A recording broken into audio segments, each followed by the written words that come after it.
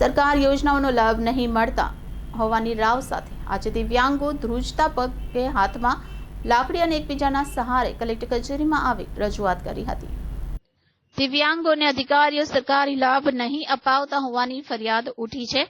સરકારે દિવ્યાંગોને મદદરૂપ થવાની યોજનાઓ બહાર પાડી છે અને સરકારી અધિકારીઓ દિવ્યાંગોને આ યોજનાનો લાભ આપવા માંગતા નથી।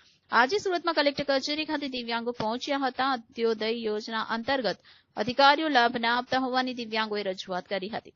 ધ્રુજતા પગ હાથમાં લાકડી અને એકબીજાના સહારે કલેક્ટર કચેરીમાં આવી દિવ્યાંગોએ જિલ્લા કલેક્ટરને રજૂઆત કરી હતી। દિવ્યાંગોએ જણાવ્યું કે સરકાર યોજના બહાર પાડે છે પરંતુ અધિકારીઓ તેનો લાભ આપતા નથી। હસમુખભાઈ ચોપડા। હસમુખભાઈ ક્યાં આવ્યા છો શા માટે?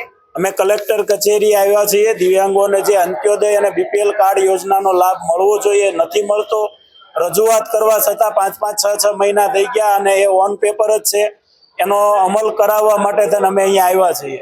શું કરશું અહીંયા હવે રજૂઆત કરી છે, આગળ પણ કરી હતી પણ જવાબ નથી મળ્યો, તો હવે ફરીને રજૂઆત એક વખત કરી જોઈએ કે શું છે, જવાબ આપો। અમારે અહીંયા આવવું પડે એક શરમજનક ઘટના કહેવાય કે અમારે આ જે કન્ડિશન નથી ચાલી શકતા એ બધાને અહીંયા લાભ માંગવા માટે આવવું પડે। જે યોજના છે આ સામેથી આપો ને।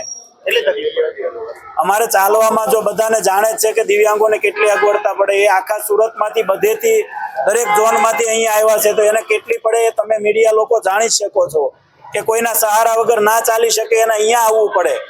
એક ખરાબ ઘટના કહેવાય।